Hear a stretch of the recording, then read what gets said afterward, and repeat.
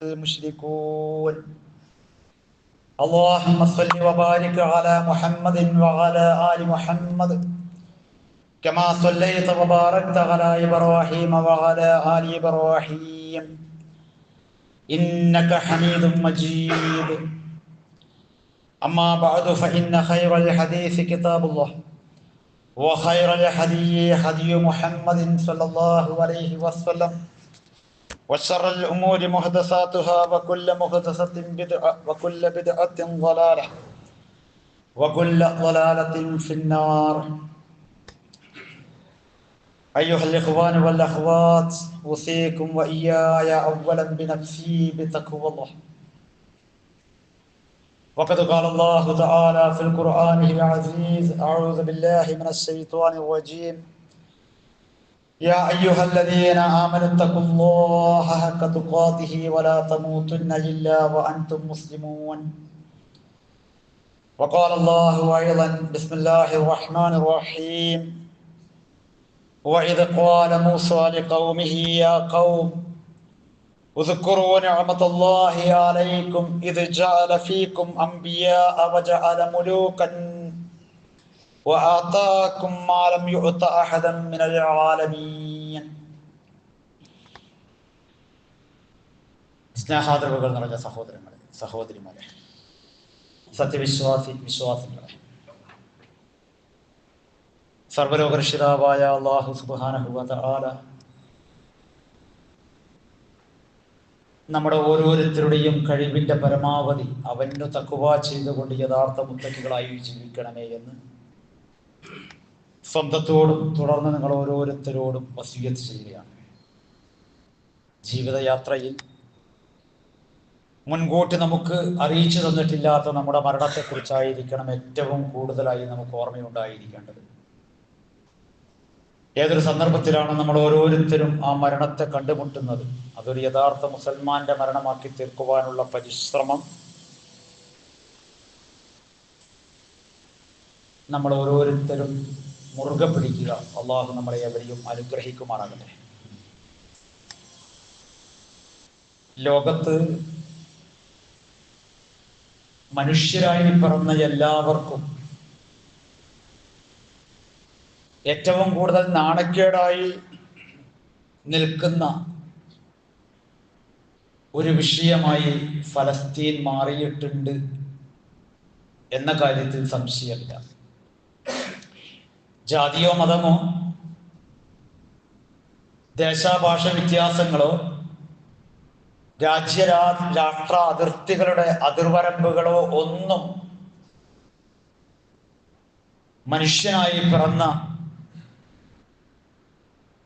മനുഷ്യത്വം എന്ന് നമ്മൾ പറയുന്ന, മാനവികത എന്ന് നമ്മൾ പറയുന്ന എന്തെങ്കിലും മൂല്യങ്ങളുള്ളവരെ സംബന്ധിച്ചിടത്തോളം വലിയ ഒരു ലജ്ജാവഹമായ അവസ്ഥയിലാണ് ഫലസ്തീൻ ഇന്ന് മുന്നോട്ട് പോയിക്കൊണ്ടിരിക്കുന്നത്. ഒരു ഭാഗത്ത് ലോകത്തിന്റെ പുരോഗമനത്തെ കുറിച്ച് നമ്മൾ പറയുമ്പോൾ AI കാലത്താണ് നമ്മൾ ഉള്ളത് എന്ന് കുറ്റം കൊള്ളുമ്പോൾ, മറുഭാഗത്ത് ജീവൻ കൊടുത്ത ഏതൊരു ജീവിക്കും വേണ്ട അടിസ്ഥാനപരമായിട്ടുള്ള അവന്റെ ആവശ്യമാകുന്ന ഭക്ഷണമാണ്, അന്നമാണ് അവർ ലോകത്തോടായി ചോദിച്ചുകൊണ്ടിരിക്കുന്നത്.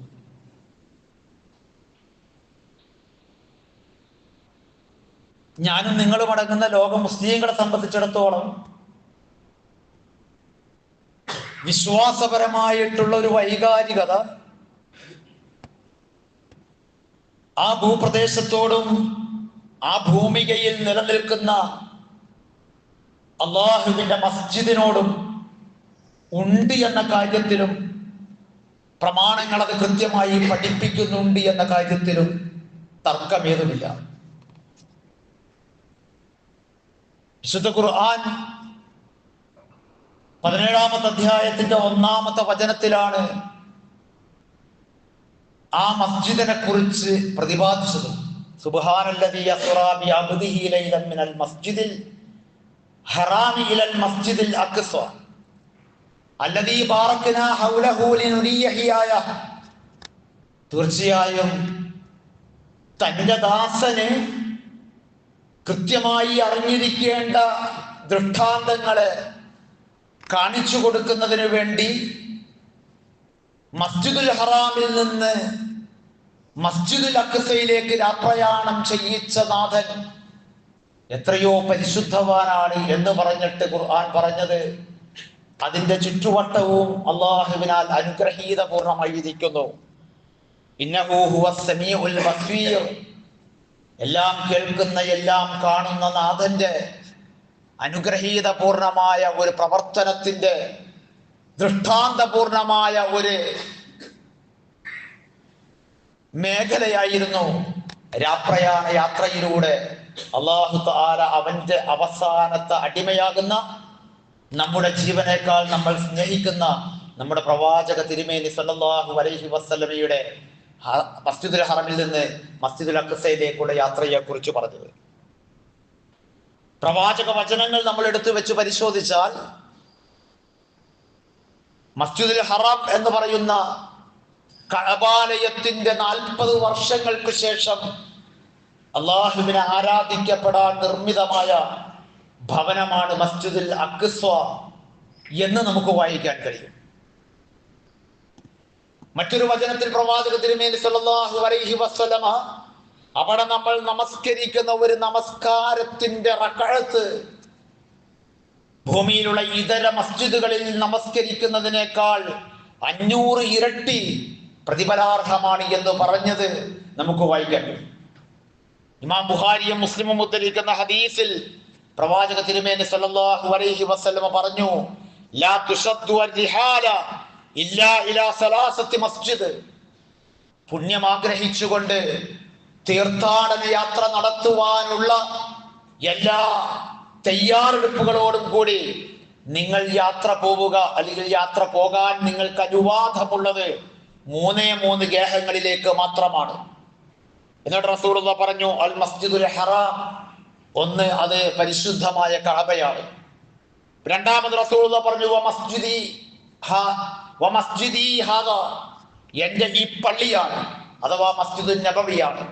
മൂന്നാമത് റസൂലുള്ളാഹി പറഞ്ഞു വൽ മസ്ജിദുൽ അഖ്സ, അത് അങ്ങ് ഖുദ്സിന്റെ പട്ടണമാകുന്ന ഇസ്ഹാഖ് നബി അലൈഹിസ്സലാത്തു വസ്സലാമയുടെ കരങ്ങളാൽ കഅബാലയത്തിന്റെ ശേഷം 40 വർഷങ്ങൾക്ക് ശേഷം പടുതുയർത്തപ്പെട്ട അമ്പിയാക്കളാൽ പരിപാലിക്കപ്പെട്ടു പോന്ന മസ്ജിദുൽ അഖ്സ എന്ന് പറയുന്ന ബൈത്തുൽ മഖ്ദസാണ്.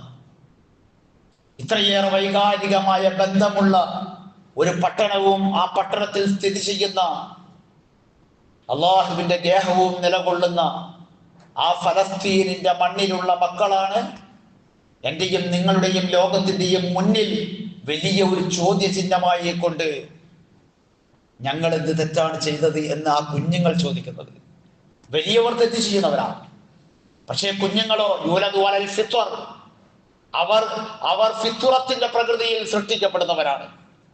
തെറ്റ് ചെയ്യാത്ത, കുറ്റം ചെയ്യാത്ത, തിന്മകളില്ലാത്ത, പാപങ്ങളില്ലാത്ത ശുദ്ധമായ പ്രകൃതിയിൽ സൃഷ്ടിക്കപ്പെട്ടവരാണവർ. ആ കുഞ്ഞുമക്കൾ ജാഹിലിയ കാലഘട്ടത്തിൽ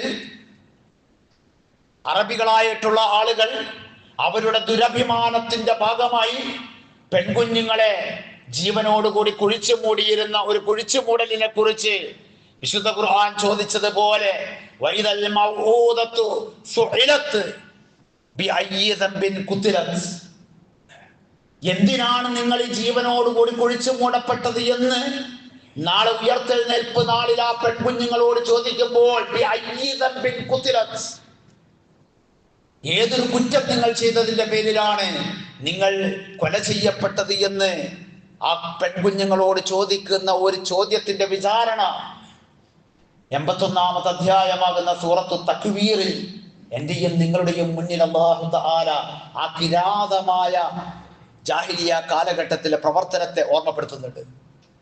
ഇന്ന് എന്നോടും നിങ്ങളോടും നാളെ അള്ളാഹുവിന്റെ കോടതിയിൽ ചോദിക്കില്ലയോ, ഈ ഫലസ്തീനിലെ കുഞ്ഞു മക്കൾ എന്തുകൊണ്ട് അവർ പട്ടിണി കിടന്ന് മരിക്കുന്നു? എന്തിനു വേണ്ടി അവർ ഓരോരുത്തരും കൊല ചെയ്യപ്പെടുന്നു? ആ കൊല ചെയ്യപ്പെടുന്ന ആ ഓരോ കുഞ്ഞും നാളെ എന്റെയും നിങ്ങളുടെയും മുന്നിൽ, അള്ളാഹുവിന്റെ മുന്നിൽ അവർ നമുക്കെതിരായിട്ട് സാക്ഷി പറയുന്ന മുസ്ലിം ലോകത്തിനെതിരായിട്ട്, നമ്മളെന്ന് പറഞ്ഞാൽ നമ്മൾ മാത്രമല്ല, മുസ്ലിം ലോകത്തിനെതിരായിട്ട് 10-40 രാഷ്ട്രങ്ങളുടെ ഭരണമുണ്ട് എന്ന് പറയുന്ന ഒരു ഉമ്മത്ത് അല്ലെ, ഇസ്ലാമികമായ ഭരണമെന്നോ അല്ലെങ്കിൽ മുസ്ലിം നാമധാരികളാൽ ഭരിക്കപ്പെടുന്നു എന്ന് പറയാവുന്ന 10-40 രാജ്യങ്ങളുള്ള ഒരു ഉമ്മത്ത്, അള്ളാഹുവിന്റെ അനുഗ്രഹത്തിന് പാത്രീഭൂതമായിരിക്കുന്ന അള്ളാഹുവിന്റെ ഒരുപാട് നിഅമത്തുകൾ ലോകം ഒരു പക്ഷേ മുസ്ലിം രാജ്യങ്ങൾ വിചാരിച്ചാൽ തിരിച്ച് കാളവണ്ടി യുഗത്തിലേക്ക് പോകേണ്ടി വരുമെന്ന് പറയാവുന്ന വിധം ലോകത്തെ ചലിപ്പിക്കാനുള്ള ഇന്ധനത്തെ നൽകി അല്ലാഹു തആല അനുഗ്രഹിച്ച ഒരു നാട് അല്ലെങ്കിൽ നാടുകൾ. ഭൗതികമായ എല്ലാ വിധത്തിലുമുള്ള അനുഗ്രഹങ്ങൾക്ക് അല്ലാഹു തആല അവരെ തെരഞ്ഞെടുത്തിട്ട് അല്ലാഹു തആല ആ കുഞ്ഞു മക്കളോട് നാളെ ചോദിക്കുകയാണ്, എന്തിന് നിങ്ങൾ കൊല ചെയ്യപ്പെട്ടു? ചോദിക്കുമോ നമ്മളോട്? പേടിക്കണം പ്രിയപ്പെട്ടവരെ, പേടിക്കണം. നാളെ എന്നോടും നിങ്ങളോടും ഇത് ചോദിക്കില്ല എന്ന് പറയാനുള്ള ഏത് പ്രമാണമാണ് എന്റെയും നിങ്ങളുടെയും മുന്നിലുള്ളത്? അവലംബമാക്കാവുന്ന, നമുക്ക് സമാധാനിക്കാവുന്ന, നമുക്ക് സമാശ്വാസം കൊള്ളാവുന്ന ഏത് പ്രമാണമാണ് നമ്മുടെ മുന്നിലുള്ളത്? ആലോചിക്കട്ടെ. പ്രമാണങ്ങൾ മുഴുവൻ നമ്മൾ അള്ളാഹുവിൽ ഭരമേൽപ്പിച്ചുകൊണ്ട് അള്ളാഹുവിന്റെ മാർഗത്തിൽ ഒറ്റക്കെട്ടായിക്കൊണ്ട് ഒരേ ശരീരമായിക്കൊണ്ട് നിന്ന് ഈ ശരീരത്തിന്റെ ഏതെങ്കിലും ഒരു ഭാഗത്തിന് പറ്റുന്ന പരിക്ക്, ഏതെങ്കിലും ഒരു ഭാഗത്തിന് ബാധിക്കുന്ന അസുഖം, രോഗം, ആ വേദന ഈ ശരീരം ഒന്നാകമാനം പങ്കിട്ടെടുത്തുകൊണ്ട് അതിന്റെ പരിഹാരം തേടേണ്ട ഒരു ഉമ്മത്ത് എത്രമേൽ ലജ്ജാകരമായ മൗനത്തിലും അതിനേക്കാൾ ലജ്ജാകരമായ വിധേയത്വത്തിലുമായി പോയി എന്നത് നമ്മളെ ഏറെ ദുഃഖിപ്പിക്കുകയാണ്, ഏറെ നമ്മളെ ചിന്തിപ്പിക്കുകയാണ്. എന്ത് നമുക്ക് ചെയ്യാൻ കഴിയും എന്ന് നമ്മൾ ഏറെ ചിന്തിക്കേണ്ട ഒരവസ്ഥാ വിശേഷത്തിലൂടെയാണ് ഞാൻ നിങ്ങൾ കടന്നുപോയിക്കൊണ്ടിരിക്കുന്നത്. ഞാൻ ഓതി വെച്ച ആയത്ത് സൂറത്തുൽ മാഇദയിലെ 20-ാമത്തെ വചനമാണ്. ബനൂ ഇസ്രായേൽ സമുദായം എന്ന് പറയുന്ന ഇസ്ഹാഖ് നബിയുടെ മകനാകുന്ന യഅഖൂബ് നബിയുടെ മറ്റൊരു നാമമാണ് ഇസ്രായേൽ. ആ യഅഖൂബ് നബി അലൈഹിസ്സലാത്തു വസ്സലാമയുടെ പ്രബോധന മേഖലകൾ കടന്നുപോയ പ്രദേശങ്ങളാണ് ഈലിയ. ആ ഈലിയയാണ് പിന്നീട് ഖുദ്സ് എന്ന പേരിലേക്ക് അത് പുനർനാമകരണം ചെയ്യപ്പെട്ടത്. അവിടെ എക്കാലഘട്ടത്തിലും ഇസ്ലാമികമായ മുസ്ലിങ്ങളുടേതായിട്ടുള്ള എല്ലാ ശിആറുകളും എല്ലാ ഇസ്സത്തുകളും എല്ലാ വിധത്തിലുമുള്ള ആധിപത്യങ്ങളും നൂറ്റാണ്ടുകളോളം നിലനിന്ന് പോന്ന ഒരു പ്രദേശമാണ് എന്ന് ചരിത്രത്തിന്റെ വായനയിൽ നമുക്ക് കൃത്യമായി വേർതിരിച്ചെടുക്കാൻ കഴിയും. അതിനെ വളരെ ആസൂത്രിതമായി 1948-കളിൽ ഇസ്ലാമിനെയും മുസ്ലിങ്ങളെയും ഒട്ടുമേ വിലക്കെടുക്കേണ്ടതില്ല എന്ന സാമ്രാജ്യത്വ ശക്തികളുടെ തീരുമാന ഫലമായിട്ട് സ്ഥാപിക്കപ്പെട്ട ഒരു രാഷ്ട്രം മാത്രമായിട്ടാണ് ഇസ്രായേൽ എന്ന് പറയുന്ന ഒരു രാഷ്ട്രത്തിന്റെ പിറവിയെ നമുക്ക് കാണാൻ കഴിയുക. ഞാൻ ആ ചരിത്രത്തിലേക്ക് കടന്നു പോകുന്നില്ല, നിങ്ങൾക്ക് വായിച്ചു നോക്കാം. പക്ഷെ ഞാൻ പറയുന്നത് മൂസാ നബി അലൈഹിസ്സലാത്തു വസ്സലാമയുടെ സമുദായമാണ് എന്ന് പറയുന്ന ജൂത സമൂഹം അല്ലെ, അവിടേക്കാണ് അത് ചേർക്കപ്പെടുന്നത്. തോറ എന്ന് പറയുന്ന തൗറാത്തിന്റെയും മോസസ് എന്ന് പറയുന്ന മൂസാ നബി അലൈഹിസ്സലാത്തു വസ്സലാമയുടെയും ആ ചരിത്രവുമായി ബന്ധപ്പെട്ടുകൊണ്ട് വിശുദ്ധ ഖുർആൻ ചില കാര്യങ്ങൾ നമ്മുടെ മുമ്പിൽ വെക്കുന്നുണ്ട്. ആ വെക്കുന്നത് ഇസ്രായേൽ സമുദായത്തിന് വേണ്ടി മാത്രമല്ല. ഇസ്രായേൽ സമുദായത്തിന് സംഭവിച്ച അപജയം, അവർക്ക് സംഭവിച്ച വീഴ്ച, അവർക്ക് സംഭവിച്ച പാളിച്ച ഖുർആനിന്റെ അനുയായികളെ നിങ്ങൾക്ക് സംഭവിക്കരുത് എന്ന പാഠം പഠിക്കാനാണ് അല്ലാഹു തആല ചരിത്രം നമ്മുടെ മുമ്പിൽ വെക്കുന്നത്. അവിടെ അല്ലാഹു തആല പറഞ്ഞ ഒരായത്ത്, വഇദ് ഖാല മൂസാ ലിഖൗമിഹി, മൂസാ നബി അലൈഹിസ്സലാത്തു വസ്സലാമ തന്റെ ജനതയോട് പറഞ്ഞ സന്ദർഭം നിങ്ങൾ ഓർക്കണം. അദ്ദേഹം പറഞ്ഞ ആ വാക്കുകൾ, അദ്ദേഹത്തിന്റെ ആ പ്രഖ്യാപനം, അത് വിശുദ്ധ ഖുർആനിന്റെ അനുയായികളുടെ ഓർമ്മ മണ്ഡലത്തിൽ നമ്മുടെ ഗുണപാഠ മേഖലകളിൽ നമുക്കുണ്ടാകേണ്ടതാണ്. യാ ഖൗം, അദ്ദേഹം തന്റെ ജനതയെ വിളിച്ചുകൊണ്ട് പറഞ്ഞു, ഉസ്കുറൂ നിഅമത്തല്ലാഹി അലൈക്കും, അള്ളാഹു നിങ്ങൾക്ക് ചെയ്തു തന്നിരിക്കുന്ന അനുഗ്രഹങ്ങൾ നിങ്ങൾ എപ്പോഴും ഓർക്കുക, വിസ്മരിക്കരുത്. അതാണ് എനിക്ക് എന്നോട് പറയാനുള്ളത്. അള്ളാഹു എനിക്ക് ചെയ്തു തന്നിരിക്കുന്ന അനുഗ്രഹത്തെ ഞാൻ വിസ്മരിക്കരുത്. എല്ലാ പ്രവാചകന്മാരും തങ്ങളുടെ ജനതയോട് പറഞ്ഞ ആ അള്ളാഹുവിനെ കുറിച്ചുള്ള ഓർമ്മ എത്രമേൽ നേർത്തു പോകുന്നുവോ അത്രമേൽ നമ്മൾ സുഖലോൽപന്മാരായി ഈ ഐഹിക ലോകത്തിലേക്ക് നമ്മൾ പൂണ്ടുപിടിക്കുന്നവരായി നമ്മൾ മാറും. അത് അവസാനം നരകത്തിലേക്കാണ് ചെന്ന് പതിക്കുന്നത് എന്ന് 56-ാമത്തെ അധ്യായം സൂറത്തുൽ വാഖിഅയുടെ 45-ാമത്തെ വചനത്തിൽ ഖുർആൻ കൃത്യമായി പറഞ്ഞു തന്നിട്ടുണ്ട്. ഞാൻ ആയത്ത് ഓതുന്നില്ല, പലപ്പോഴും ഞാൻ ഓതിയിട്ടുള്ള ഒരായത്ത. അത് കൃത്യമായി ഖുർആൻ പറയുന്നുണ്ട്. നിങ്ങളുടെ മുത്രഫീൻ, നിങ്ങളുടെ ഈ ആഡംബരമുണ്ടല്ലോ, എന്റെയും നിങ്ങളുടെയും മുസ്ലിം ലോകത്തിന്റെ, എന്നാലോചിച്ച് നോക്ക്, എത്രമേൽ ആഡംബരപൂർണമായിട്ടാണ് ഇന്നും നമ്മൾ നമ്മുടെ കാര്യങ്ങൾ നിർവഹിച്ചു കൊണ്ടിരിക്കുന്നത്, മുസ്ലിം ലോകം നിർവഹിച്ചു കൊണ്ടിരിക്കുന്നത്. മറുഭാഗത്ത് നമുക്ക് കാണുമ്പോൾ നമുക്ക് കണ്ണ് പിൻവലിക്കേണ്ടി വരുന്ന കൊച്ചുമക്കൾ നമ്മുടെ കൈകളിലുണ്ടെങ്കിൽ, നമ്മുടെ മക്കൾ നമ്മുടെ കൈകളിലുണ്ടെങ്കിൽ നമുക്കൊരു ഫലസ്തീനി കുഞ്ഞിന്റെ ചിത്രം നോക്കിയിരിക്കാൻ കഴിയില്ല. അത്രമേൽ അവർ അടിസ്ഥാന പ്രശ്നമാണ്. ഒരു രോഗം വന്നിട്ടല്ല, എൻഡോസൾഫാൻ പ്രയോഗിച്ചിട്ടല്ല, മറിച്ച് പട്ടിണി കൊണ്ട്, ദാരിദ്ര്യം കൊണ്ട്, ഭക്ഷണമില്ലായ്മ കൊണ്ട്. അല്ലാഹു പറയണേ, മൂസാ നബി അലൈഹിസ്സലാത്തു വസ്സലാം ആ ജനതയോട് പറഞ്ഞത് നിങ്ങൾ ഓർക്കണോട്ടോ, ഉദ്കുറൂ നിഅമത്തല്ലാഹി അലൈക്കും, നിങ്ങളുടെ മേൽ അല്ലാഹു ഒരുപാട് അനുഗ്രഹങ്ങൾ തന്നിട്ടുണ്ട്, അത് ഓർക്കണം. രണ്ടാമത്, ഇത് ജഅല ഫീകും അംബിയാ, നിങ്ങളിൽ നിന്ന് ഒരുപാട് അംബിയാക്കന്മാർ അല്ലാഹു തആല നിയോഗിച്ചിട്ടുണ്ട്. ഈ ഇസ്രായേൽ എന്ന് പറയുന്ന സമൂഹത്തിൽ നിന്ന് യാക്കൂബ് നബി അലൈഹിസ്സലാത്തു വസ്സലാമയുടെ അല്ലെങ്കിൽ ഇബ്രാഹിം നബി അലൈഹിസ്സലാത്തു വസ്സലാമ മുതലുള്ള ആ ഒരു അവസ്ഥയിൽ നിന്ന് ഒരുപാട് അമ്പിയാക്കന്മാർ അല്ലാഹു തആല നിയോഗിച്ചിട്ടുണ്ട്. എന്നിട്ട് രണ്ടാമത് അല്ലാഹു തആല പറഞ്ഞു, വജഅല മുലൂകൻ, നിങ്ങളിൽ അല്ലാഹു തആല രാജ്യാധിപത്യവും അല്ലെങ്കിൽ രാജാക്കന്മാരെയും ഉണ്ടാക്കി. എന്നിട്ട് മുഫസ്സിറുകൾ പറയുന്നുണ്ട്, ആ രാജാക്കന്മാർ എന്ന് പറഞ്ഞത് ഇസ്രായേൽ സമുദായത്തിൽ അങ്ങനെ ഏറെ രാജാക്കന്മാരൊന്നും ഉണ്ടായിട്ടില്ല, മറിച്ച് അവർക്ക് വസിക്കാനുള്ള ഒരു ഭൂമിയും അവർക്ക് അന്തിയുറങ്ങാനുള്ള ഒരു ഭവനവും ഉണ്ട് എങ്കിൽ അവർ അവനെ രാജാവായിട്ടാണ് പരിഗണിക്കാറ്. അന്തിയുറങ്ങാനുള്ള ഒരു വീടും വസിക്കാനുള്ള ഒരു ഭൂമിയും നൽകപ്പെട്ടവരെ ഇസ്രായേൽ സമുദായം, കാരണം അത്രമേൽ അരഞ്ഞു തിരിഞ്ഞവരാണ്, അത്രമേൽ ലോകത്തിന്റെ മുന്നിൽ അവർ പരീക്ഷിക്കപ്പെട്ടവരാണ്, അല്ലെങ്കിൽ പരീക്ഷണ വിധേയമാകാനുള്ള ധിക്കാരങ്ങളിലും അഹങ്കാരങ്ങളിലും താന്തോന്നിത്വങ്ങളിലും ജീവിച്ചു പോയ ഒരു ജനതയെ അള്ളാഹുവിന്റെ പ്രവാചകൻ മൂസാ നബി അലൈഹിസ്സലാത്തു വസ്സലാമ തിരിച്ച് അവരെ കൊണ്ടുപോയി പാർപ്പിക്കുമ്പോൾ പറയുന്നത്, നിങ്ങൾക്ക് സ്വസ്ഥമായി കിടന്നുറങ്ങാനുള്ള ഒരു ഭവനത്തിലേക്ക്, സ്വസ്ഥമായി നിങ്ങൾക്ക് വസിക്കാവുന്ന ഒരു രാജ്യത്തിലേക്ക്, ആ അധികാരത്തിലേക്ക് നിങ്ങളെ കൊണ്ടുപോയി എത്തിച്ചിരിക്കുന്നു. അനുഗ്രഹങ്ങൾ മറന്നു പോകരുത്.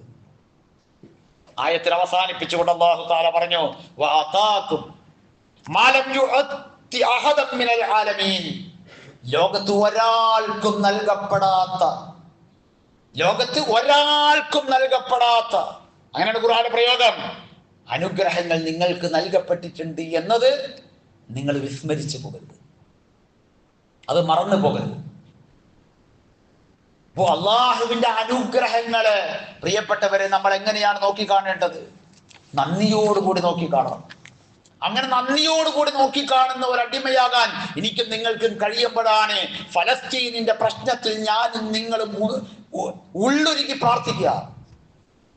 അല്ലെ, നമ്മൾ ആലോചിച്ച് നമുക്ക് പ്രാർത്ഥന പോലും നമുക്ക് നഷ്ടപ്പെട്ടു പോയില്ലേ പ്രിയപ്പെട്ടവരെ? പ്രാർത്ഥന പോലും നമുക്ക്, അത് ഓരോ വെള്ളിയാഴ്ചയോ അല്ലെങ്കിൽ ഏതെങ്കിലും ഒരു വെള്ളിയാഴ്ച ഇടയ്ക്കിടയ്ക്ക് ഓർമ്മപ്പെടുത്തുമ്പോൾ അതിങ്ങനെ ഓർമ്മയിലേക്ക് വരുന്നു എന്നതിന്റെ അപ്പുറം ആ ഫലസ്തീനിനെ കുറിച്ച് നമ്മളിങ്ങനെ കാണുന്ന കാഴ്ചകളും നമ്മളിങ്ങനെ ചിന്തിക്കുന്ന ചിന്തകളും നമ്മളിങ്ങനെ കണ്ടുപോകുന്ന ചിത്രങ്ങളും എത്ര നമ്മൾ ദുആഇന്റെ സമയത്ത് ഓർക്കാറുണ്ട്. ഖുർആനിൽ ഒരു പ്രയോഗമുണ്ട്, വല്ലദീന കഫറു യതമത്തഊന വയഅകുലൂന കമാ തഅകുലുൽ അൻആം. 47-ാമത്തെ അധ്യായം സൂറത്ത് മുഹമ്മദിലെ 12-ാമത്തെ വചനത്തിൽ അല്ലാഹു തആല പറയണേ, നിഷേധികളായ ഒരു കൂട്ടം ആളുകൾ നാൽക്കാലികൾ തിന്നുന്നത് പോലെ, നാൽക്കാലികൾ സുഖിക്കുന്നത് പോലെ അവർ സുഖിക്കുന്നു. ഈ ആയത്തൊക്കെ നമ്മളിങ്ങനെ ഓതുമ്പോൾ നമ്മളെ കുറിച്ചല്ലേ പറഞ്ഞത്? എന്ത് ഈമാനാണ് നമുക്കുള്ളത്? ഏത് ഈമാനാണ് നമുക്കുള്ളത്? എന്ത് ഈമാനിന്റെ ഒരു മധുരമാണ് നമ്മൾ ഉണ്ട് എന്ന് പറയുന്നത്, അല്ലെങ്കിൽ എന്തൊരു ഈമാനാണ് ഞാൻ നിങ്ങൾ ഉൾക്കൊണ്ടി എന്ന് പറയുന്നത്. അങ്ങനെ ഒരു ഈമാൻ ഉൾക്കൊണ്ടിട്ടുണ്ടെങ്കിൽ നമ്മുടെ സഹോദരങ്ങളുടെ ഈ വേദന നമുക്ക് ഓർക്കാൻ കഴിയാതെ പോകും. നമ്മുടെ ദുആയിൽ നിന്ന് നമുക്ക് വിസ്മരിക്കാൻ കഴിയുമോ? അല്ല, അവർക്ക് വേണ്ടി ദുആ ചെയ്യാൻ നമുക്ക് സമയം കണ്ടെത്താതിരിക്കാൻ പറ്റുമോ? തിന്നും കുടിച്ചും ഭോഗിച്ചും സുഖിച്ചും നാൽക്കാലികളെ പോലെ കടന്നു പോകുന്നവർ വിശ്വാസികളല്ലോ. അല്ലാഹ് അടിവരായിട്ട് പറയുന്നത് വല്ലദീന കഫറു, വിശ്വാസികളല്ല. വിശ്വാസികൾക്ക് കഴിയില്ല, വിശ്വാസികൾക്ക് അതിന് കഴിയില്ല. വീണ്ടും ഖുർആൻ ചോദിക്കുന്നുണ്ട്, വലഖദ് ദറഅനാ ലിജഹന്നമ കസീറൻ മിനൽ ജിന്നി വൽ ഇൻസ്. 7-ാമത്തെ അധ്യായമാകുന്ന സൂറത്തുൽ അഅറാഫിന്റെ 179-ാമത്തെ വചനത്തിൽ അല്ലാഹു തആല പറയണേ, നരകം നാം പടച്ചു വച്ചിരിക്കുന്നത് ഒരുപാട് ജിന്ന് മനുഷ്യവർഗത്തിൽപ്പെട്ടവർ അവിടെ ചെന്ന് പതിക്കണമെന്ന് നമ്മൾ തീരുമാനിച്ചിട്ട് തന്നെയാണ്. ജിന്ന് മനുഷ്യവർഗത്തെ നാം പടച്ചിരിക്കുന്നതിൽ പലരും, അധിക പേരും നരകത്തിലേക്ക് വേണ്ടി തന്നെ ചെന്ന് പതിക്കും. കാരണം എന്താ? എന്തോരം പറഞ്ഞാലും, എത്ര പറഞ്ഞാലും, എത്ര കേട്ടാലും നമ്മൾ നമ്മുടെ ഐഹികമായ ലോകത്ത് നിന്ന് പറിച്ച് പാരത്രികമായ ലോകത്തേക്ക് വേണ്ടിയുള്ള യാത്രയുടെ പാതയിൽ ഞാനും നിങ്ങൾ പ്രവേശിക്കൂല. ഒരു മാതൃകയും നമ്മുടെ ജീവിതത്തിൽ നമ്മൾ നിലനിർത്തൂല. ഒരു വിനയവും ഒരു എളിമയും ഒരു അനാർഭാടവും എല്ലാം നേരെ ഓപ്പോസിറ്റിലേക്കാ പോകുള്ളൂ. അല്ലെ? എല്ലാം ആർഭാടത്തിന്റെ, അഹങ്കാരത്തിന്റെ, പൊങ്ങച്ചത്തിന്റെ. നിങ്ങളൊന്ന് ആലോചിച്ച് നോക്ക്. ഞാനിത് പറയുന്നത്, ഞാൻ ഇത്രയും പറയുന്നത് വെച്ചാൽ നിങ്ങളൊന്ന് ആലോചിച്ച് നോക്ക്. നമ്മളെപ്പോലെ ഒരു കാലത്ത് ജീവിച്ചവരാ. ആഘോഷങ്ങളുണ്ടായിരുന്നു, ആഹ്ലാദങ്ങളുണ്ടായിരുന്നു, വിവാഹങ്ങളുണ്ടായിരുന്നു, പെരുന്നാളുകളുണ്ടായിരുന്നു, ഇല്ലേ? ഫലസ്തീനിലെ മക്കൾക്ക് ഉണ്ടായിരുന്നില്ലേ? ഇപ്പൊ എത്ര നാളുകളായിട്ട് അവർ അവരുടെ ജീവിതത്തിന്റെ ഏറ്റവും അനിവാര്യമായ ആവശ്യങ്ങൾക്ക് വേണ്ടി അവരനുഭവിക്കുന്ന ഒരു അവസ്ഥ ആലോചിച്ചു. എനിക്കും നിങ്ങൾക്കും ഇത് വരില്ല എന്ന് ആര് പറഞ്ഞു? ഇന്ത്യ രാജ്യത്ത് ജീവിക്കുന്ന മുസൽമാന്മാരായ കേരളത്തിൽ പോലും ഞാനും നിങ്ങളും ഇത് ഇന്നല്ലെങ്കിൽ നാളെ അനുഭവിക്കില്ല എന്ന് എഴുതി പറയാൻ ആർക്ക് കഴിയും? എത്രയോ കേസുകളായി, എത്രയോ സംഭവങ്ങളായി. ഇന്നും ഇന്നലെ വന്നിരിക്കുന്ന ഏറ്റവും പ്രധാനപ്പെട്ട വിധിയുടെ മുഖചിത്രങ്ങളോടുകൂടിയാണ് ഇന്നത്തെ പത്രവും നമ്മൾ നോക്കിയത്. മലേഗാവിന്റെ വിഷയം അല്ലെ? എത്ര കൃത്യമായിട്ടാണ് കർക്കര എന്ന് പറയുന്ന ആ ഹേമന്ത് കർക്കര എന്ന് പറയുന്ന പോലീസ് ഉദ്യോഗസ്ഥൻ ആ വിഷയത്തിന്റെ A to Z അദ്ദേഹം ഇന്ത്യ രാജ്യത്തെ നീതിന്യായ കോടതികളോട് വിളിച്ചു പറഞ്ഞത്.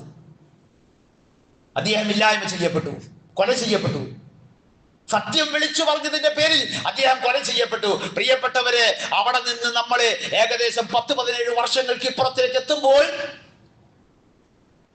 വിധി എന്താണ് വന്നത് എന്ന് ഇന്ത്യയിലെ മുസൽമാന്മാർക്ക് കണ്ണു തുറക്കാൻ, അല്ലെങ്കിൽ കേരളത്തിലെ മുസൽമാന്മാർ പോലും ഇരുന്ന് ചിന്തിക്കേണ്ടി വരുന്ന ഒരു സാമൂഹികമായ പശ്ചാത്തലത്തിലാണ് ഞാനും നിങ്ങളും ജീവിച്ചു കൊണ്ടിരിക്കുന്നത്. എന്നിട്ടും നമ്മൾ എന്താ ചെയ്തുകൊണ്ടിരിക്കുന്നത്? നമ്മൾ ചെയ്തുകൊണ്ടിരിക്കുന്നത് ഖുർആൻ പറയുന്നത് ലഹും ഖുലൂബുൻ ലാ യഅഖിലൂന ബിഹാ. അല്ലാഹു തആല അവർക്ക് ചിന്തിക്കാനുള്ള ഖൽബ് കൊടുത്തിട്ടുണ്ട്, പക്ഷെ അവർ ചിന്തിക്കൂല, ആലോചിക്കൂല. ഇന്നിൽ നിന്ന് നാളെയിലേക്കുള്ള ദൂരം വളരെ കുറവാണ് എന്ന് ചിന്തിക്കണ്ടേ? ഇന്നലകളിൽ നിന്ന് ഇന്നിലേക്ക് ഫലസ്തീൻ എത്തിയത് ഏതാനും നാളുകൾ കൊണ്ട് മാത്രമാണ് എന്ന് നമുക്ക് ഒരാലോചന വേണ്ടേ? ആ ഇന്നലയിൽ നിന്ന് ഇന്നിലേക്ക് എത്തിയ ഫലസ്തീൻ പോലെ ഇന്നിൽ നിന്ന് നാളെയിലേക്ക് ഞാനും നിങ്ങളും എത്താൻ ഇന്ത്യ രാജ്യത്ത് വളരെ കുറഞ്ഞ സമയമേ വേണ്ടൂ. പക്ഷെ നമുക്ക് ആലോചനയില്ല. നമ്മളിപ്പോഴും ആർഭാടങ്ങളുടെ പിന്നാലെയാണ്, നമ്മളിപ്പോഴും അഹങ്കാരങ്ങളുടെ പിന്നാലെയാണ്, നമുക്കിപ്പോഴും പൊങ്ങച്ചത്തിന്റെ വർത്തമാനങ്ങളിലാണ്, പെരുമകൾ പറയാനാണ് നമുക്കിഷ്ടം. അള്ളാഹുവിലേക്ക് നമുക്കൊന്ന് തിരിയാൻ, അള്ളാഹുവിന്റെ മുന്നിൽ നമുക്ക് അവർക്ക് വേണ്ടി ദുആ ചെയ്യാനും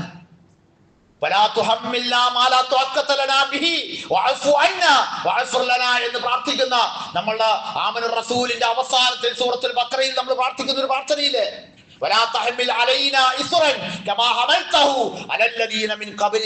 പടച്ചോനെ, ഞങ്ങളുടെ പൂർവികർക്ക് വഹിപ്പിക്കപ്പെട്ടതുപോലെ ഞങ്ങൾക്ക് വഹിക്കാൻ കഴിയാത്ത ഭാരങ്ങൾ നീ ഞങ്ങളെ വഹിപ്പിക്കല്ലേ. പ്രാർത്ഥിച്ചോ. പടച്ചവനെ, ഞങ്ങൾക്ക് വഹിക്കാൻ കഴിയാത്ത, എടുക്കാൻ കഴിയാത്ത ഭാരം ഞങ്ങളുടെ മേൽ നീ വഹിപ്പിക്കല്ലേ. എടുത്താ പൊങ്ങൂല പ്രിയപ്പെട്ടവരെ. നമ്മൾ വിചാരിക്കണേ കേരളത്തിലൊന്ന് വന്നു നോക്കട്ടെ, കേരളത്തിലേക്കൊന്ന് ഇറങ്ങി നോക്കട്ടെ, കേരളത്തിൽ എന്തെങ്കിലും ഒന്ന് തൊട്ടു നോക്കട്ടെ, എന്നിട്ട് തോണ്ടറില്ലേ? എത്ര കേസുകൾ നിങ്ങൾ ആലോചിച്ച് നോക്ക്. ഒരു VS അച്യുതാനന്ദൻ എന്ന് പറയുന്ന ഒരു മുഖ്യമന്ത്രി മരിച്ചതിന്റെ ശേഷം എത്ര കേസുകൾ മുസ്ലിങ്ങളുടെ പേരിൽ ഈ കൊച്ചു കേരളത്തിന്റെ പോലീസ് സ്റ്റേഷനുകളിൽ രജിസ്റ്റർ ചെയ്തു. അതിനേക്കാൾ എത്രയോ മടങ്ങ് ഈ ഉമ്മത്തിനെ കുറിച്ച്, ഈ സമുദായത്തെ കുറിച്ച് പറഞ്ഞവർ ഞങ്ങൾക്ക് ആക്ഷേപമുണ്ട് എന്ന് പറഞ്ഞ് കേസ് കൊടുത്തിട്ടും ചാർജ് ചെയ്യാത്ത എത്രയോ വിഷയങ്ങൾ ഇവിടെ നിൽക്കുന്നു. ഞാൻ രാഷ്ട്രീയം പറയല്ല, പക്ഷെ നിങ്ങൾ ആലോചിച്ച് നോക്ക്. ഭാരങ്ങൾ നമ്മുടെ മേലിലേക്കും വന്നുകൊണ്ടിരിക്കുന്നു. പൂർവികർക്ക് വഹിപ്പിക്കപ്പെട്ടതുപോലെയുള്ള ഭാരങ്ങളിലേക്ക് ഞങ്ങൾ നീ എടുത്തെറിയല്ലേ എന്ന് പറയാൻ ഇല്ല, ചിന്തയില്ല. ലഹും ഖുലൂബ്, അവർക്ക് ഹൃദയങ്ങളുണ്ട്. ആ ഹൃദയങ്ങൾ കൊണ്ട് നമ്മൾ ആലോചിക്കുന്നത് ഭൗതിക ജീവിതത്തിന്റെ ഈ പകിട്ടുകളിലാണ്, ഭൗതിക ജീവിതത്തിന്റെ ഈ പുറംപൂച്ചുകളിലാണ്.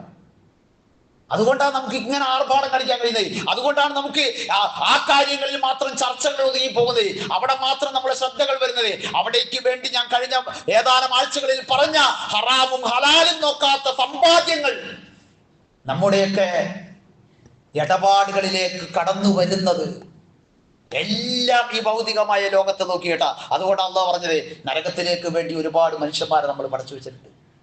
രണ്ടാമത് വീണ്ടും ഖുർആൻ പറഞ്ഞു, വലഹും അഅ്യുനുൻ ലാ യുബസിറൂന ബിഹാ. സോഷ്യൽ മീഡിയ എടുത്ത് മറിക്കുമ്പോഴൊക്കെ കാണണേ ആ കൊച്ചുമക്കള്, ആ കുഞ്ഞുമക്കള്, ആ ഫലസ്തീനിന്റെ എല്ലും തോലുമായി നിൽക്കുന്ന മക്കള് കാണുന്നുണ്ട്, പക്ഷേ കാണേണ്ട ഉൾക്കണ്ണുകൾ തുറയുന്നില്ല. ഉറങ്ങാൻ കഴിയാത്ത നാടുകളെ കുറിച്ച് പറയുന്നു ലോകത്ത് ചില പണ്ഡിതന്മാരെങ്കിലും. ഉറക്കം നഷ്ടപ്പെട്ട രാവുകളാണ് എന്ന് പറയുന്നത്. നമ്മൾ സുഖമായി ഉറങ്ങിക്കൊണ്ടിരിക്കുന്നു. വീണ്ടും ഖുർആൻ പറഞ്ഞു, വലഹും ആസാനുൻ ലാ യസ്മഊന ബിഹാ. ചെവികളുണ്ട്, പക്ഷേ അവർ കേൾക്കേണ്ട പോലെ കേൾക്കുന്നില്ല. ഉലൈക കൽ അൻആം. വീണ്ടും അല്ലാഹ് പറയണേ, നേരത്തെ സൂറത്ത് മുഹമ്മദിൽ പറഞ്ഞതുപോലെ തന്നെ അവരിങ്ങനെ തിന്ന് സുഖിച്ച് നാൽക്കാലികളെ പോലെ ജീവിക്കുകയാണ്. ഇവിടെ ഖുർആൻ പറയുന്നത്, ഉലൈക കൽ അൻആം, നാൽക്കാലികളെ പോലെയല്ലയോ ഇക്കൂട്ടർ. എന്തിനാണ് അവരുടെ ചിന്ത? എന്തിനാണ് അവർക്ക് ഈ രണ്ട് കണ്ണുകൾ? എന്തിനാണ് ഈ രണ്ട് ചെവികൾ?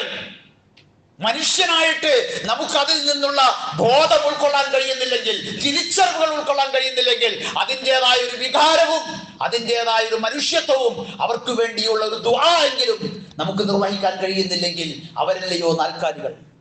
നമ്മളെ കുറിച്ച്, എന്നെ കുറിച്ച് പറഞ്ഞത്, എനിക്ക് ഉറപ്പാണ് എന്നെ കുറിച്ച് പറഞ്ഞത്. ഒരു രാത്രിയുടെ കൺപോള എനിക്ക് തുറന്നിട്ട് അവർക്ക് വേണ്ടി ഒന്ന് സുജൂദിൽ കിടന്ന് പ്രാർത്ഥിക്കാൻ കഴിയാത്ത അത്രയും സുഖലോലുപനായി ഞാൻ ഉറങ്ങുന്നുവെങ്കിൽ എന്നെ കുറിച്ചാണ് പറഞ്ഞത്. നമ്മളെ ഓരോരുത്തരെ കുറിച്ചുമാണ് പറഞ്ഞത്, ഓരോ പുരുഷന്മാരെ കുറിച്ചും സ്ത്രീകളെ കുറിച്ചും. നാൽക്കാലികളെ പോലെയാണ്. ഖുർആൻ ആയത്ത് അവസാനിപ്പിക്കുന്നതിന് മുമ്പായിട്ട് പറഞ്ഞു, ബലഹും അലല്ലേ, അല്ലട്ടോ, അതിനേക്കാൾ മോശമാണ്, അതിനേക്കാൾ മോശമാണ്. ഉലൈക ഹുമുൽ ഗാഫിലൂൻ. ആയത്ത് അവസാനിപ്പിച്ചുകൊണ്ട് അല്ലാഹു തആല പറഞ്ഞു, എന്ത് ചെയ്യാനാണ് ഈ കൂട്ടർ തികഞ്ഞ അശ്രദ്ധയിലാണ്, തികഞ്ഞ അശ്രദ്ധയിലാണ്. പ്രിയപ്പെട്ടവരെ, അങ്ങനെ ആയാൽ മതിയോ നമുക്ക്? നമ്മളൊരു ഉമ്മത്തിന് ഖൈറു ഉമ്മത്താണ്. ഈ ഉമ്മത്തിന്റെ എല്ലാ ഭാഗത്തും ഈ പ്രയാസങ്ങളും ബുദ്ധിമുട്ടുകളും കഷ്ടപ്പാടുകളും വേദനകളും ദാരിദ്ര്യവും പട്ടിണിയും ഒക്കെ അനുഭവിക്കുന്നവർക്ക് വേണ്ടി എന്തു ചെയ്യാൻ കഴിയുമെന്ന് നമ്മൾ ഇവിടെ ഇരുന്ന് ആലോചിച്ചാൽ നമുക്കൊരു പക്ഷെ ഒന്നും ചെയ്യാൻ കഴിയണമെന്നില്ല.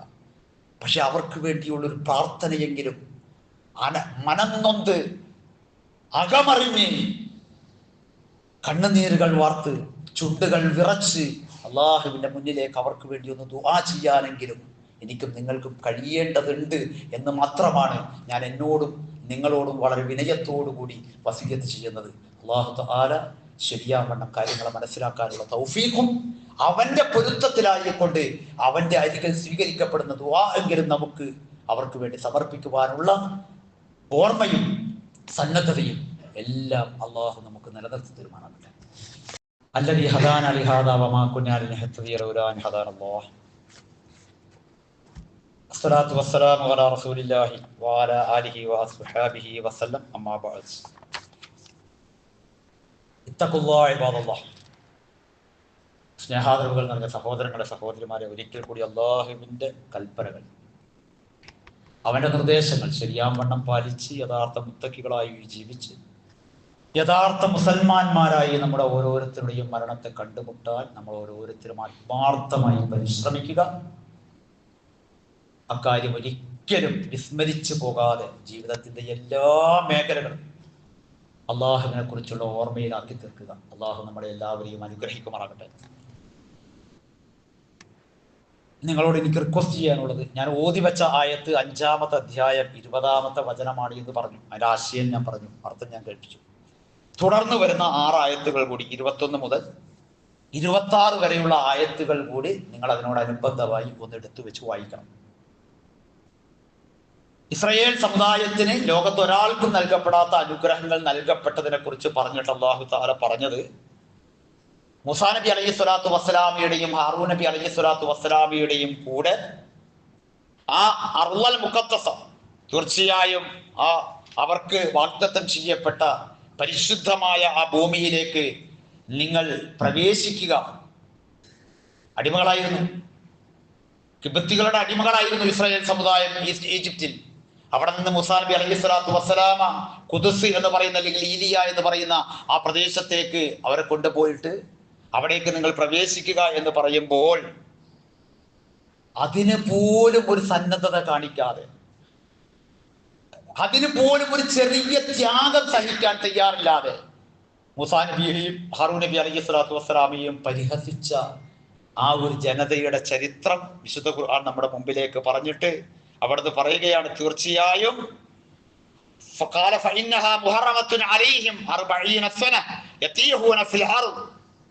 അവസാനം അല്ലാഹു തആല അവർക്ക് വീണ്ടും ഒരു ശിക്ഷ, നിങ്ങൾ അല്ലാഹുവിൽ പരമേൽപ്പിച്ചുകൊണ്ട്. ഞാൻ ഇത് പറയുന്നത്, ലോകത്ത് മുസ്ലിം രാഷ്ട്രങ്ങളുണ്ട്, സൗദി അറേബ്യ ഉൾപ്പെടെയുള്ള ഹറമൈനി എന്ന് പറയുന്ന ഖാദിമുൽ ഹറമൈനി എന്ന് പറയുന്നത് ഉൾപ്പെടെയുള്ള ഒരുപാട് രാജ്യങ്ങളുണ്ട്, രാഷ്ട്രങ്ങളുണ്ട്. ഒരു ചെറിയ ത്യാഗത്തിന്, ഒരു ചെറിയ റബ്ബിൽ പരമേൽപ്പിച്ചുകൊണ്ട് നിങ്ങൾ ആ വാതിലൊന്ന് തുറന്ന് നിങ്ങൾ അവിടേക്ക് പ്രവേശിക്കുകയും എന്ന് മൂസാ നബി അലൈഹി സ്വലാത്തു വസ്സലാമയും ഹാറൂൻ നബി അലൈഹി സ്വലാത്തു വസ്സലാമയും പറഞ്ഞപ്പോൾ അതിന് പോലും തയ്യാറാകാതിരുന്ന ആ സമൂഹം വീണ്ടും പരീക്ഷിക്കപ്പെട്ടു. 40 വർഷം നിങ്ങൾ ഈ മരുഭൂമിയിൽ അലഞ്ഞു തിരിഞ്ഞ് നടക്കണം എന്നാണ് അല്ലാഹു തആലയുടെ തീരുമാനം വന്നത്. ഇതാണ് പ്രിയപ്പെട്ടവരെ എനിക്ക് നിങ്ങൾക്കും വരാനുള്ളത്. അള്ളാഹുവിന്റെ മുന്നിൽ നമ്മളൊന്ന് ശ്രമിക്കാൻ, നമ്മളൊന്ന് അവനിൽ ഭരമേൽപ്പിച്ചുകൊണ്ട് നമ്മളൊന്ന് ഓർക്കാൻ, നമ്മളെ കൊണ്ടെന്ത് സാധിക്കും, നമുക്കെന്ത് കഴിയും, നമുക്കെന്ത് ചെയ്യാൻ കഴിയും എന്നൊരു ഓർമ്മയില്ലാതെ പോയാൽ വീണ്ടും അള്ളാഹുവിന്റെ പരീക്ഷണത്തിലേക്ക് എടുത്തെറിയപ്പെടുകയാണ് ഉണ്ടാവുക എന്ന ഒരു വലിയ പാഠം പഠിപ്പിച്ചതാണ് ഖുർആൻ ചരിത്രം അവിടെ അവസാനിപ്പിച്ചത്. സമയക്കുറവ് കൊണ്ട് ഞാൻ വിശദീകരിക്കുന്നില്ല. എല്ലാ കാര്യങ്ങളും അല്ലാഹു തആല അവന്റെ വേദഗ്രന്ഥത്തിൽ മനസ്സിലാക്കേണ്ടവർക്ക് മനസ്സിലാക്കാവുന്ന രൂപത്തിൽ കൃത്യമായും വ്യക്തമായും പഠിപ്പിച്ചിട്ടുണ്ട്. നമ്മളത് മനസ്സിലാക്കിയിട്ട് അള്ളാഹുവിന്റെ പൊരുത്തത്തിനും അവന്റെ തൃപ്തിക്കും അവനിൽ എല്ലാം പരമേൽപ്പിച്ചുകൊണ്ട് നമുക്ക് സാധ്യമാകുന്ന രൂപത്തിൽ എല്ലാ പ്രശ്നങ്ങളെയും നന്നായി പരിഹരിച്ച് മുന്നോട്ട് പോകാൻ വേണ്ടി നമ്മൾ ഒരുങ്ങുക. അപ്പോൾ ഭൗതികമായ ജീവിതം നമുക്ക് വളരെ നിസ്സാരമാകും. ഭൗതികമായ ജീവിതത്തിന്റെ ഈ പൊങ്ങച്ചത്തിനും ഈ ആർഭാടത്തിനും ഈ കാണിക്കലുകളൊന്നും ഒരു വിലയില്ല. ഇതിലേക്ക് അപ്പുറമാണ് ജീവിതം എന്ന് നമുക്ക് തിരിച്ചറിയും. ആ ജീവിതത്തിലേക്ക് നമുക്ക് പ്രയോജനം ചെയ്യും. അള്ളാഹു നമ്മളെ അനുഗ്രഹിക്കുമാറാകട്ടെ.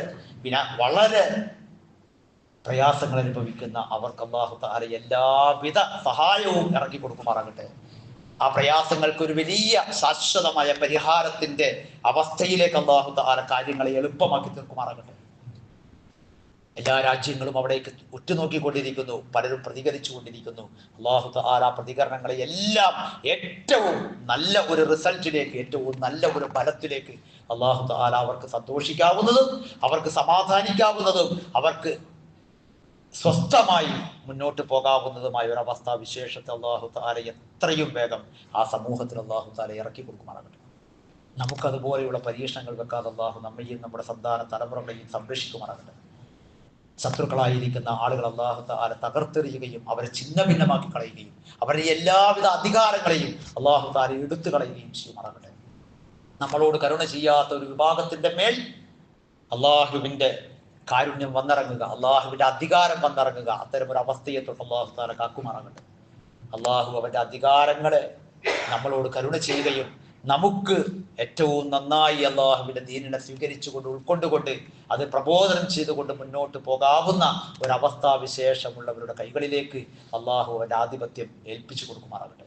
അല്ലാഹുമ്മ ഇന്നാ നതവക്കലു അലാ കുല്ലി ഹാലിനാ വഅലാ കുല്ലി ഉമൂരിനാ ലാ ഹൗല വലാ ഖുവത ഇല്ലാ ബില്ലാഹ് അലൈക തവക്കൽനാ വഇലൈക നുനീബ്. اللهم اغفر للمؤمنين والمؤمنات والمسلمين والمسلمات والأحياء منهم والأموات إنك مجيب دعوات يا قاضي الحاجات. اللهم اجرنا من النار، اللهم اجرنا من النار، اللهم اجرنا من النار. اللهم ادخلنا الجنة يا رب العالمين. اللهم انصرنا بفلسطين، اللهم انصرنا أهل فلسطين، اللهم انصرنا أهل فلسطين. اللهم تقبل دعاءنا وأعمالنا منا إنك أنت السميع العليم. ربنا واجعلنا مسلمين لك ومن ذريتنا أمة مسلمة لك وأرنا مناسكنا وتب علينا إنك أنت التواب الرحيم. ربنا آتنا في الدنيا حسنة وفي الآخرة حسنة وقنا عذاب النار.